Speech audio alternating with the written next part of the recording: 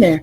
Welcome to the Rangers of Wrestling AEW Dynamite review for April 28, 2021. Alright, so the show started off with Hangman Adam Page versus Brian Cage. Now, before this match took place, there was an attack on Hangman Page. It was by Team Taz, and then Team Taz and Dark Order started attacking each other. Once the match got started, Brian Cage was dominating Hangman Page. I thought this match was good. However, they allowed Brian Cage to win, which doesn't surprise me because I feel like they're going to wait to give us Hangman versus Omega at All Out. I don't think it's gonna happen at Double or Nothing. But what does the chat think?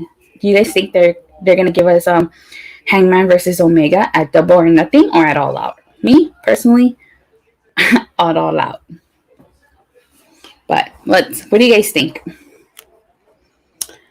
All right. Then after this, we had the Young Bucks versus Matt and Mike Sandal. And there was a double team by the Sydal brothers on Matt. And it was a super kick by Matt Jackson. I like this match.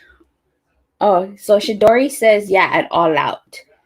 So yeah, like I said, it's gonna, and Hangman versus Omega is gonna happen at All Out. It's not happening at Double or Nothing, that's for sure.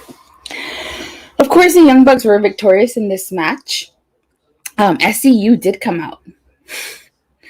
So, I guess they're setting up SCU versus the Young Bucks. What did you guys think of the Young Bucks versus the Sindel brothers? Do you guys like this match? Do you guys not like this match? I thought it was a good match.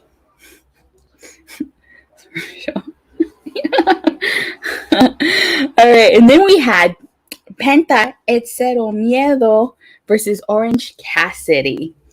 I personally loved this match. I thought it was a good way that they were psyching each other out at the beginning, and that Penta lifted Cassidy with one arm and threw him. I didn't see that coming. But like I said, I like this match. Alex Abrahantes, I think that's his name. Abrahantes tried to cause a distraction, but it backfired on him because Orange Cassidy ended up using the microphone to attack Penta and ended up victorious. But like I said, I really like this match. I think Penta's match this week and Penta's match last week with Trent were really good matches. So definitely, this was my favorite match of the night. All right. And then we had a Dr. Britt Baker segment. All right. So Dr. Britt Baker said that she doesn't ever lie, that she's ranked number 1 and in merchandise sales and demographics, and she's the face of the women's division. I personally think that when she defeats Shida at Double or Nothing, which we all know it's happening, she's going to defeat Shida at Double or Nothing. The AEW Women's Champion, the AEW Women's Locker Room will finally have a champion they can look up to. But what did you guys think of this Dr. Britt Baker segment? Are you guys looking forward to Shida versus Dr. Britt Baker DMD? All right. I personally am looking forward to it. I can't wait till Dr. Britt Baker becomes women's champion, AEW Women's Champion. She is the face of the division, after all. Then we had the Inner Circle and the Pinnacle Parlay. Now, some key things is that Sammy threw a shot at Sean Spears, saying that he was a failure in AEW and he was a failure in his previous job, meaning he was a failure in WWE. He was the perfect 10 in WWE, but he really didn't go anywhere with that. Shidori says, I like the Penta says gimmick, but I don't like Alex doing it. He looks too excited. Well, you have to remember, Penta doesn't speak English, so Alex is his mouthpiece, So it wouldn't make sense for Penta to say it in Spanish, So that's why Alex is a mouthpiece. That happens a lot with non-English speaking wrestlers. They always have mouthpieces. Dr. Britt Baker looks like a reverse mermaid. Why do you say that, Jamal? All right. So basically, to go back to the parlay segment, FTR doesn't want the soft Jericho, Santana, and Ortiz. And Santana says that he will let his hands do the talking. MJF acknowledged that without Jericho, there would be no AEW. And MJF says that Jericho one is under stress and pressure. MJF says that he will take Jericho's spot, but appreciates him. And will give him his thank you. Shidori says, respected Dr. DMD. Yes. Yes, definitely respect the doctor. All right, so after that, Jericho says that he was proud of where he is today because he headlined arenas and made a name for himself. And then says that the inner circle is blood and guts and is family. And that they're going to make the Pinnacle quit. And that summer's going to start early for MJF. And then we got a Kingston segment. He was supposed to face Michael Nakazawa, but he wasn't having it. He wanted to face Kenny Omega. And he comes out and says that he's not doing this tonight. And then Kenny Omega came out and says that just because he asked for the champ doesn't mean he's going to get the champion.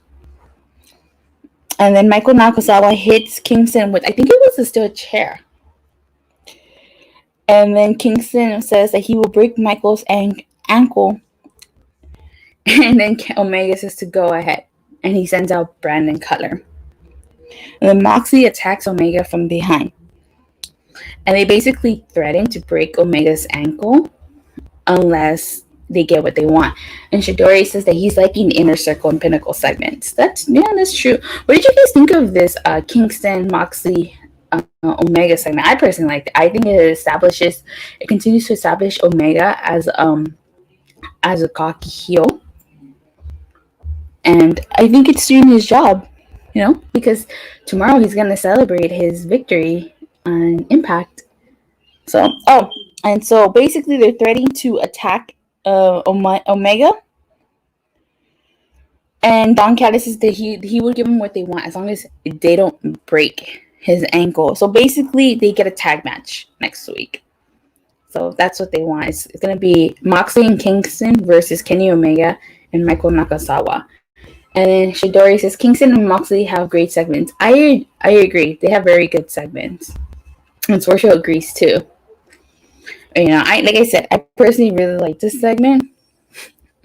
But, All right. So then after this, we get a Team Taz segment backstage.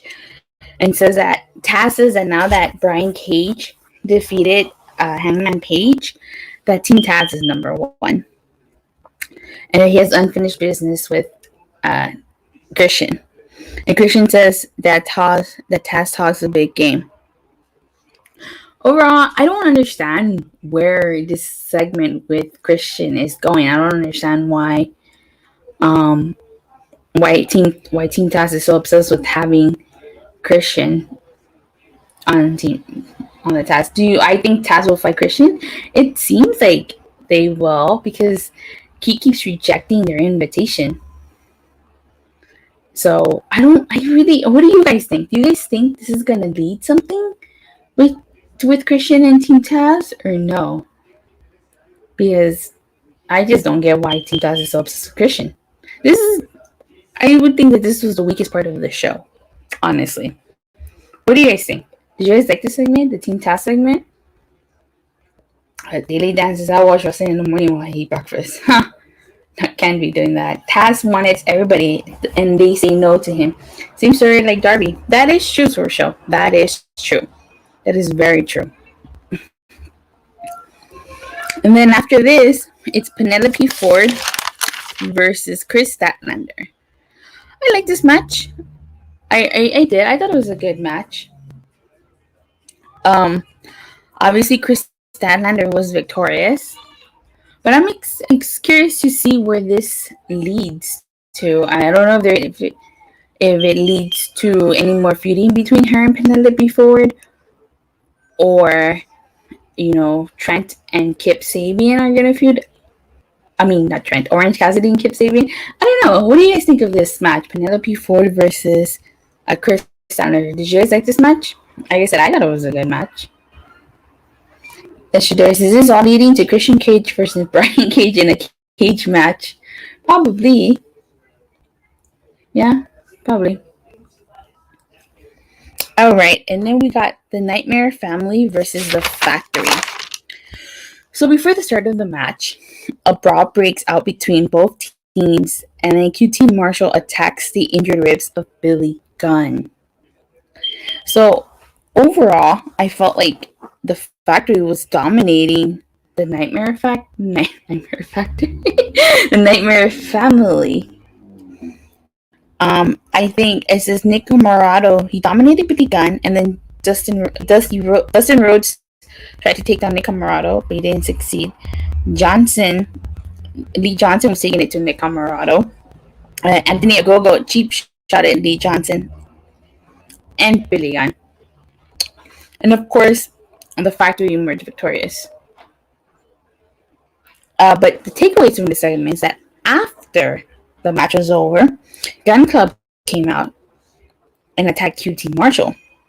And the Factory came back to attack Gun Club. And then we get a big surprise.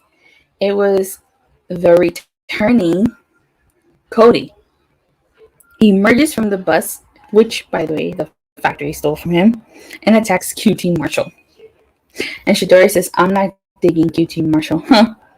And the best part of this segment was that Cody put QT Marshall in a figure 4 on top of the bus. So overall, the match was okay. But like I said, the biggest talking points were Cody Rhodes coming back and putting QT Marshall on the figure 4. What did you guys think of this segment? Did you guys like this? Or not? Let me see. Shidori says he wasn't digging the QT Marshall. Cody's horrible neck tattoo returns. Yeah, I agree. I don't really like the neck tattoo either. I don't. And Jamal McGee says QT Marshall is a rotten apple. Yeah, I have to agree. He's gonna get what's coming to him, but all this leads to a match to next week at Blood and Guts. Okay, and then so after this, we get a Miedo segment, and he had to text Kip Sabian and ask him where he's been, and to say it's time for Kip to pay his dues and forgive Skip after almost crushing his arm. So I don't know. So now I'm confused because I don't know where this is going to lead to. So he forgives Kip, but he attacks them. What do you guys think? Do you guys think this is going to lead anywhere? Miedo versus Kip? You think? Maybe number 1 contendership for the TNT title? Do you guys think that? Or no? It says at least his tattoo isn't on his face like Tyson. That's true. Oh, I don't know where this segment's gonna lead to. I really don't. But before we get into the main event, there was a little video package on number 10 saying that, Brody Lee was the one who brought him into the Dark Order and he just wants to make Brody Lee proud. Miedo segment confused me. I think it should have been a turn. Yeah, definitely. Definitely, I agree because I have no idea where this segment is going. Between the Nightmare Factory and the Nightmare Family, nobody's getting any sleep. That's so true. That is very, very true. Nobody's getting any sleep. Right, so they were saying it leads. It's basically I like the video package they did on number 10. I did. That was a good package. Definitely set up the TNT Championship match. So yeah, so that was the main event is the TNT Championship match between number 10 of the Dark Order versus Darby Allin. So basically, Allin was getting dominated by number 10 in the first half of the match. Sting made sure the Dark Order did not get involved. Then Ethan Page attacked Darby Allin during the match. Swear, like number 10 package. But in spite of the attack, Darby Allin still able to kick out from number 10 for number 10's attack. And in the end, Darby. Oh, before I say it, number 10 had Darby locked in a submission hold, but Darby Allin was able to reverse it and retain his TNT championship. So after the match, that's where things get interesting. Number 10 helps lift Darby Allin and gives him the Brody Lee wristband, which I thought was a nice gesture. Honestly, I thought it was a nice gesture. But here's the thing. Ethan Page and Scorpio Sky come out and attack Darby Allin and Sting. And then Sky got Sting in a heel hook while Ethan Page made Darby Allin watch. And then Lance Archer came out to help, basically ending the show. So overall, I liked this episode of Dynamite. I thought it was a really good lead up to Blood and Guts.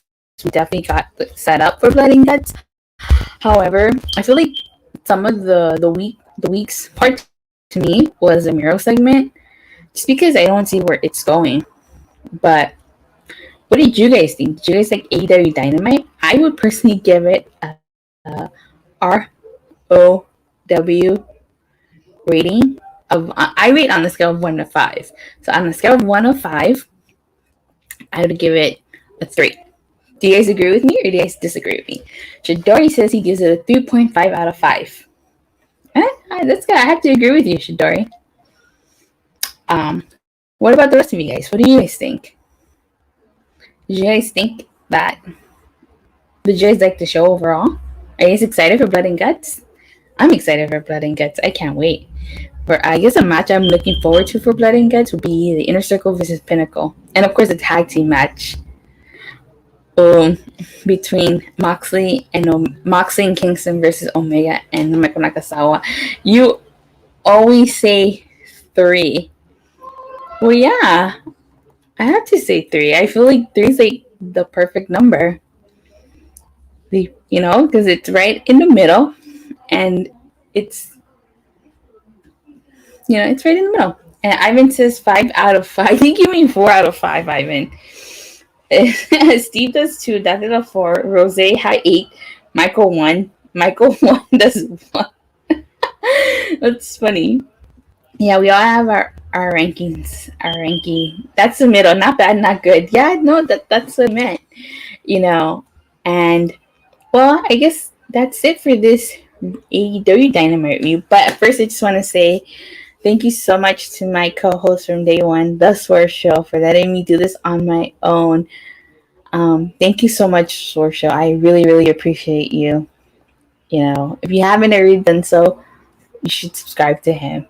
All right, so I hope you guys enjoy this quick little AEW Dynamite review, and I'll see you guys next time. Please don't forget to like and subscribe, though. Okay? Bye.